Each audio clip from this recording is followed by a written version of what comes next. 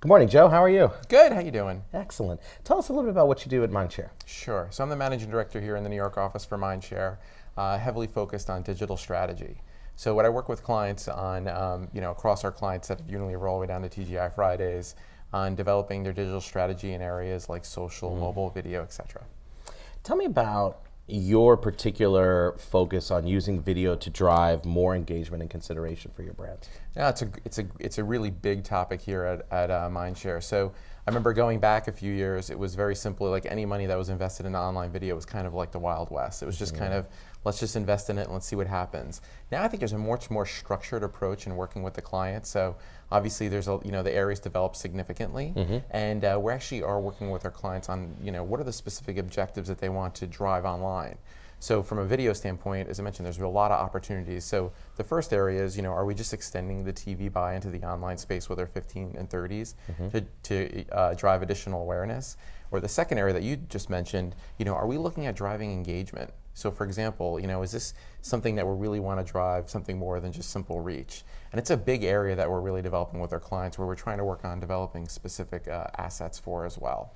And so those assets are not just the 15 and 30-second spots. You're looking to create longer form assets, correct? Absolutely. I mean, the more we can do that and build for the specific platform, as well as make sure that if building back to those KPIs, if it's engagement, if it's viewability, making sure that it's content that would really get the consumer engaged with.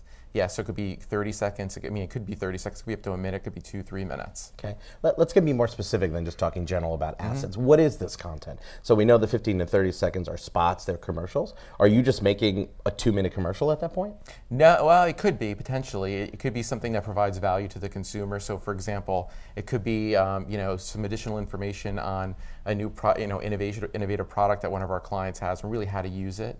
Or it could be something long form, a story that's needs to be told long form about something that could be funny or something that drives emotion with the clients.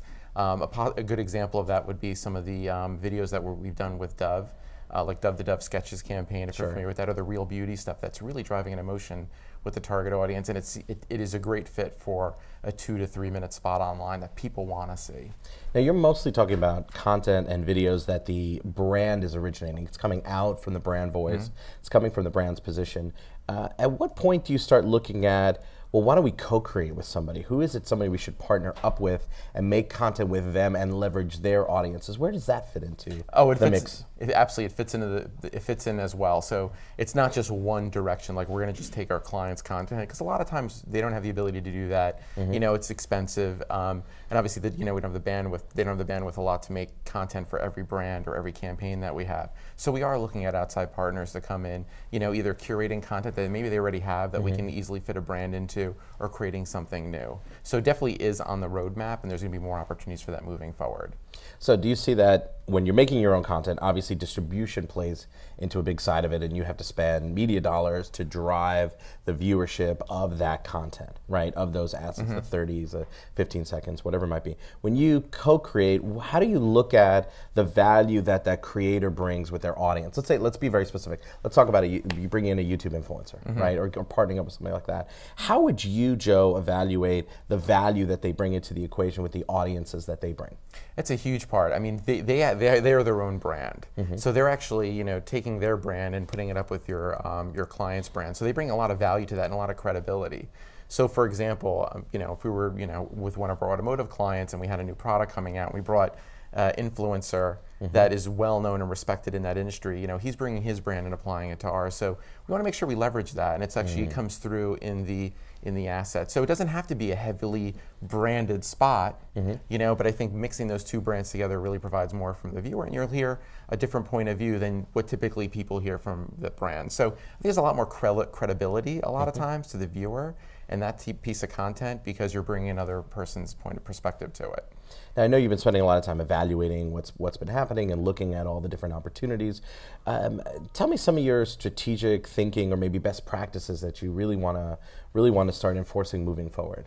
So I think a key thing that you mentioned before earlier is really trying to produce content that fits the platform. So we can take that 15-second spot and put it online, but it would be great to have more assets to utilize for the online space, different varying lengths as well. And obviously it doesn't have to be, a lot of times it doesn't have to be heavily branded either.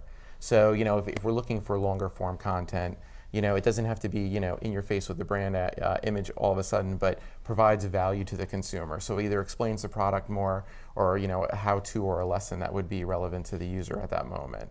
So those are just some of the things that we're looking at and making sure that, we are producing the best content that's delivering on the KPIs with the clients, as well as, what's the user getting something out of it. Got it. Now you've brought up how-to a bunch of times. Do you put a very high value on the how-to aspect, and is it very easy to do how-to videos for a brand? Yeah, I do. I think how-to videos. How-to videos. What we're seeing now, and this is talking about the expanding role of video overall, is we are getting involved with a lot more of e-commerce type of solutions with our client, and there's a lot of spaces online where we need video for that. For example, Amazon being one of them. Mm-hmm. So we're seeing that people expect how-to videos now in those areas. A lot of times clients don't have those, they need to be produced. So we look at best practices, if someone's really interested in a product and gets that closer to purchase, we should be able to have an asset that shows them this is some tips on how to use the product. This is some additional information that you might be relevant to at that moment that will persuade you to purchase. We need to start creating more of that type of content because a lot of it doesn't exist now. So for example, with Vaseline in particular, we had a new innovative product with the Spray and Go application of it, and a successful Spray and Go, and a successful use of video for that was how to apply it. I mean, I think this was a new innovative product in the market. A lot of people are used to the traditional way of applying Vaseline. So we showed really quick videos on how to apply it really quickly. It wasn't something that you had to put a lot of effort into, rub in, for example, on your skin. And they were really successful, actually. And, it was a successful product launch. And, obviously, kind of in a quick video format, showed the user that it was a simple way to use it and it wasn't confusing. Joe, in conclusion here, is there something that you really think is right on the horizon, very doable for a brand and innovative for a brand that you want to see more of your brands do? Yeah, I think we've been testing a lot of interactive video as well as I mentioned, purchasing through video. We think that it's a lot of testing and learning that's going on in that space now. As I mentioned, I think video is expanding to all facets of that consumer journey. And I think we'll see more, more engagement type of video, more interactive video. Have we nailed it yet? The results are, it's still kind of a TBD type of area, but I think we will be there soon enough.